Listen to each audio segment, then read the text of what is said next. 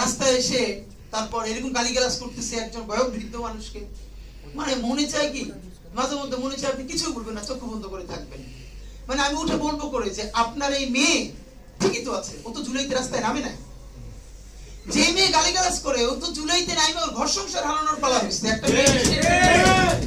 একটা মেয়ে বলতেছে যে আমি তো ইন্টার ফেল টাইনে টুইনে পাস করছি, আমি কি ওটা মোটা দিয়ে কি করব? কি ভীষণ সত্য উচ্চারণ বলতেছে, এই কোটা দিয়ে আমি কি করব? আমি তো টাইনে টুইনে ইন্টার পাস করছি, আমি ফেল করছি, আমার কয়দিন পর বিয়ে হয়ে যাবে। কিন্তু আমার ভাইয়ের রক্ত দেখে আমি থামতে পারি না, আমি রাজপথে নামে আসছি।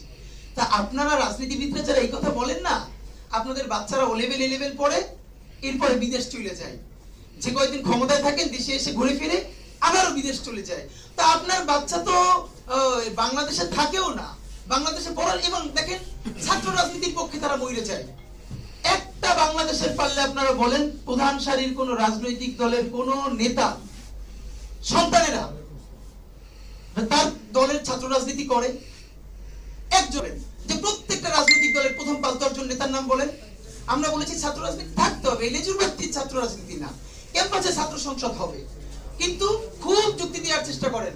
তখন যখন বললাম যে আপনার সন্তান কি ছাত্র রাজনীতি করে, যদি বিএনপি হন আপনার ছেলে কি ছাত্রদল করে, যদি জামাত হন আপনার ছেলে কি ছাত্র শিবির করে, কোনোভাবে ইন্টার পাস পর্যন্ত করে তারপর তো বিদেশ পাঠাই দেন। আপনার নিজের ছেলের এত ভালোবাসেন, মেয়েরে ভালোবাসেন, বিদেশ পাঠাই নিরাপদ রাখেন, আর এইখানে অন্যের সন্তানরা এসে জীবন যুদ্ধ করাইতেছেন, যে খুব দেশ উদ্ধার করতেছেন। এসব ভণ্ডামির একটা পর্যায়ে থাকে, এগুলো বন্ধ করতে হবে।